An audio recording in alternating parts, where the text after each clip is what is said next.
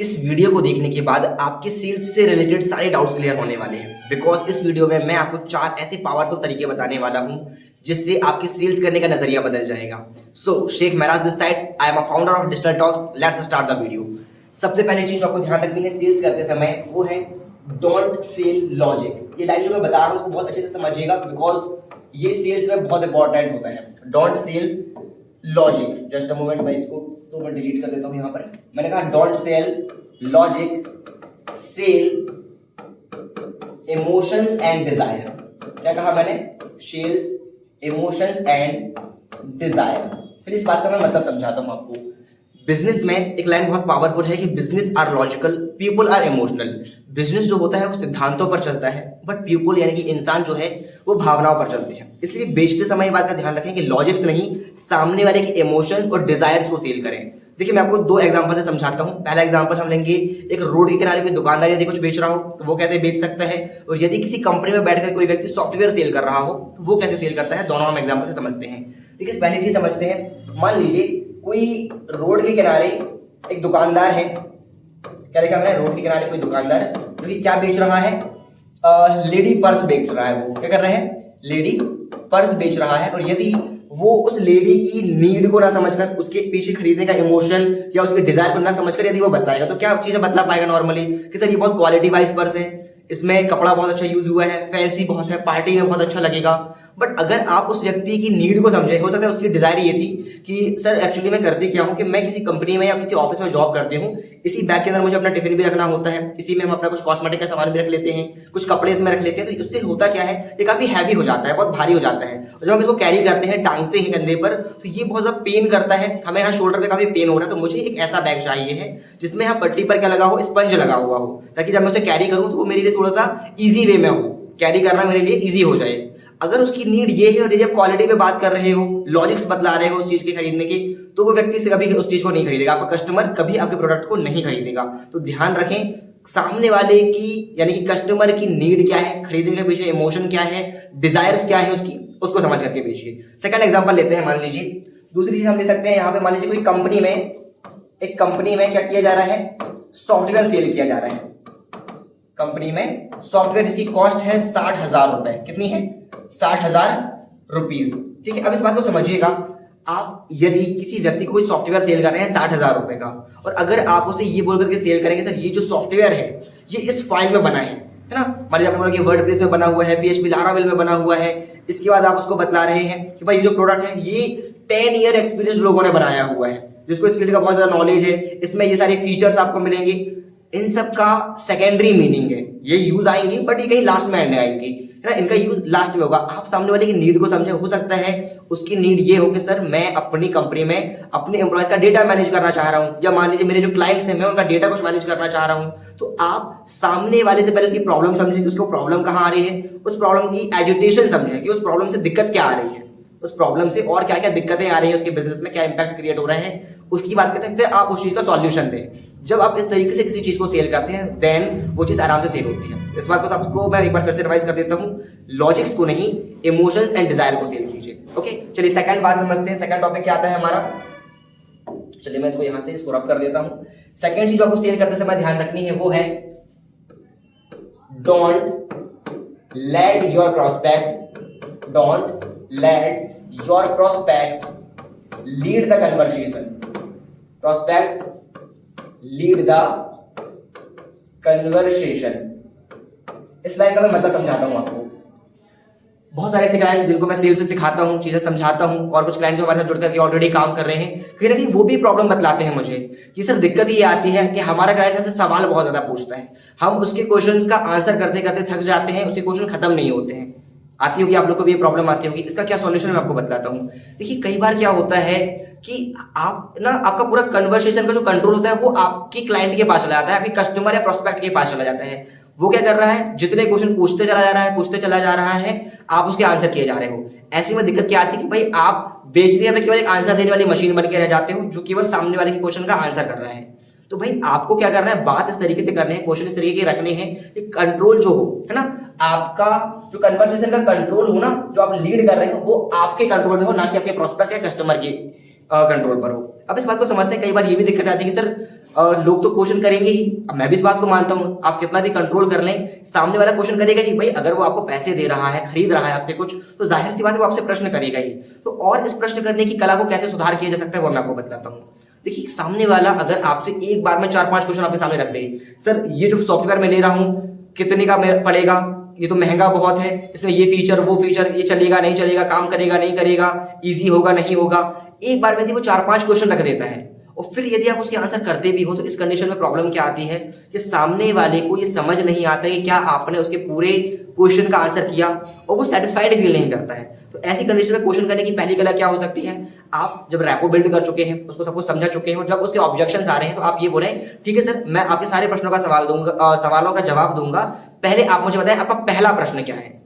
क्या बोला मैंने, ध्यान से समझिएगा। मैंने पूछा सर आपका पहला प्रश्न क्या है।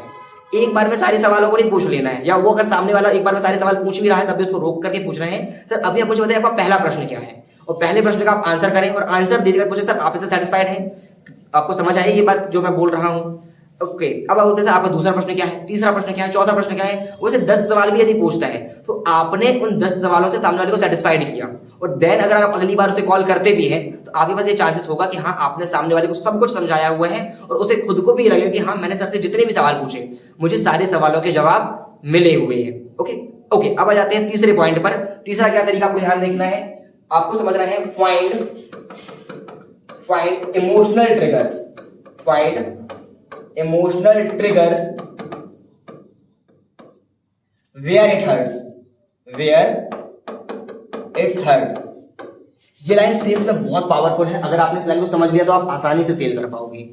इस बात को समझिएगा, अगर आप सेल्स के प्रोफेशन में हैं, आप अगर 1 घंटे बैठ करके उस व्यक्ति से बात कर रहे हो ना, और अगर वो बातें सामने वाले की पेन पॉइंट से मैच नहीं कर रही हैं, कोई मतलब नहीं निकलने वाला है।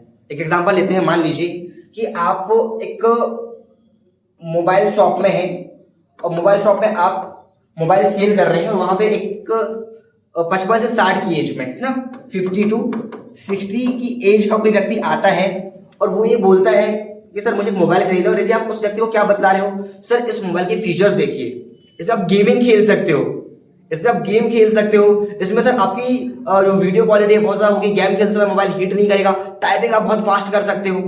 ये चीज अगर आप उसे बतला रहे हो, क्या उसकी ये प्रॉब्लम है, क्या वो इसलिए मोबाइल खरीदने आया है? भाई उसको कॉलिंग अच्छे से करें कि भैया मैं जब कॉल करता हूं तो क्या होता है, मुझे थोड़ा सा सुनाई कम देता है, मैं थोड़े ऐसे एरिया में रहता हूं जहां पर नॉइज बहुत ज्यादा होता है, तो मुझे कोई ऐसा मोबाइल बतलाइए जिससे साउंड क्वालिटी उसमें बहुत अच्छी हो, मोबाइल हमारा बार बार डिस्चार्ज हो जाता है, इसमें थोड़ी सी बैटरी क्वालिटी थोड़ी सी अच्छी हो, मैं अपनी फैमिली से कभी वीडियो कॉल पे बात करता हूं तो मुझे क्या है, प्रॉपर वीडियो सही नहीं आती है, तो मुझे कुछ अच्छी क्वालिटी में वीडियो आनी चाहिए, ऐसा मोबाइल चाहिए। तो भाई आपको ये देखना सामने वाला कहाँ पे हर्ट हो रहा है, उसकी प्रॉब्लम क्या है, ये अगर आप समझ करके आप यदि उसे सेल करते हैं तो आप बेटर सेलिंग कर पाएंगे। ऐसे एक और एग्जांपल लेते हैं, मान लीजिए आप कोई कार सेल कर रहे हो और उस कार में आप सनरूफ का बहुत बता रहे हो, इस कार में क्या सनरूफ है, आप जो है ऊपर का शीशा खोल करके कार की बाहर देख सकते हो। सामने वाले की वो डिजायर ही नहीं है, उसके मन में ऐसा सनरूफ वाली कोई फीलिंग ही नहीं है, उसका तो कुछ अलग इंटेंशन है, बेचने का कोई मतलब नहीं निकलेगा ऑलवेज। ऐसे एक और एग्जांपल लेते हैं, मान लीजिए अगर आप कोई सॉफ्टवेयर सेल, बार बार मैं सॉफ्टवेयर के इसलिए बताता हूं बिकॉज अधिकतर लोग मार्केट में यही कुछ चीजें सेल कर रहे होंगे। सॉफ्टवेयर का एग्जांपल मैं यदि आपको दे रहा हूं तो आप सामने वाले को कुछ भी सेल कर रहे हैं, उसकी प्रॉब्लम को समझिए, है ना, कहाँ पे उसको दर्द हो रहा है। अगर वो बता रहे कि सर मेरा पिछले महीने 1.5 से 2 लाख रुपए का नुकसान हो गया केवल इस बात को लेकर के कि मैं अपने स्टॉक्स का, अपनी इन्वेंट्री का प्रॉपर डेटा मैनेज नहीं कर पाया, मेरे पास कितना माल आया कितना गया इसका मेरे पास कोई हिसाब नहीं था, और 1.5 से 2 लाख रुपए का पैसा मेरा इस तरीके से वेस्टेज हो गया, मुझे कुछ पता भी नहीं चला, ना उसका मुझे कोई आंसर मिल पाया। अच्छा सर, तो ये जो 1.5-2 लाख रुपए का लॉस हुआ इससे फिर क्या क्या और दिक्कतें आई? सर बहुत ज्यादा दिक्कत आ रही है, स्टाफ को सैलरी नहीं दे पा रहे हैं, है ना, इलेक्ट्रिसिटी कॉस्ट आ रहा है, और भी जो हमने किसी से लोन वगैरह लिया था वो लोन की EMI हम टाइम पे नहीं पे कर पा रहे हैं। ये जो प्रॉब्लम आती है उन प्रॉब्लम्स को समझना है, उनको थोड़ा सा उससे होने वाली एजिटेशन को समझाना है, और फिर उसके बाद यदि आप किसी प्रोडक्ट या सर्विस को सेल करते हैं तो यहां पर चीजें आसानी से सेल होती हैं। ओके, चौथी चीज, ये चौथा पॉइंट सबसे ज्यादा इंपॉर्टेंट होने वाला है क्योंकि ये सेल्स में बहुत ज्यादा पावरफुल है, इसको ध्यान से समझिएगा। चौथा पॉइंट क्या होने वाला है, यूज पावरफुल वर्ड्स। समझिएगा, use powerful words for, use powerful words लिख देता हूं मैं यहां पर, ओके, फॉर क्रिएटिंग सर्टेनिटी। क्या बोला मैंने? Creating certainty in the customer mind, in the customers mind. अब इस लाइन का मतलब समझाता हूं, इस लाइन का मतलब क्या है, देखिए ध्यान से समझिएगा। आपने किसी प्रोडक्ट या सर्विस को सेल करने के लिए, है ना, अपने कस्टमर को आपने सब कुछ समझा दिया। सबसे पहले आपने रैपो बिल्ड की होगी, ठीक है। रैपो बिल्ड करने के बाद आपने इन्फो शेयर किया होगा, यानी कि इन्फॉर्मेशन आपने उसको दी होगी। आपने ऑब्जेक्शन हैंडलिंग की, जो कि हमने किस पॉइंट पे समझा, सेकंड फॉर्म में, है ना, क्वेश्चन में समझा हमने कि आपने क्या किया, ऑब्जेक्शन हैंडलिंग भी कर ली, उसके जो ऑब्जेक्शन थे वो भी समझा दिया। इतना सब कुछ करने के बाद भी सामने वाला यदि आपको पेमेंट नहीं कर रहा है, इसका मतलब ये है कि आपने उसके माइंड में, है ना, कस्टमर के माइंड में सर्टेनिटी, निश्चितता इस बात की नहीं डाली है कि वो आपके साथ में सुरक्षित है। तो आपको ऐसी पावरफुल वर्ड्स यूज करना है जिससे वो आपके साथ में सुरक्षित महसूस करे। तो आप वर्ड क्या यूज कर सकते हो, आप अगर उसे बिलीव और ज्यादा नहीं हो पा रहा है, आप उसको डेमो वर्ड यूज करके सबसे समझा सकते हो, सर आप हमारे माध्यम से डेमो ले सकते हैं। आप उसको रिफंड ऑप्शन दे सकते हो, ओके। आप उसमें क्या बोल सकते हो, आप ये बोल सकते हो कि भाई इसमें क्या मनी बैक गारंटी, कुछ इस तरह के जो वर्ड होते हैं ना, मनी बैक गारंटी, ये जो वर्ड्स होते हैं, ठीक है। इजी ये होगा, बहुत ज्यादा सेफ होगा।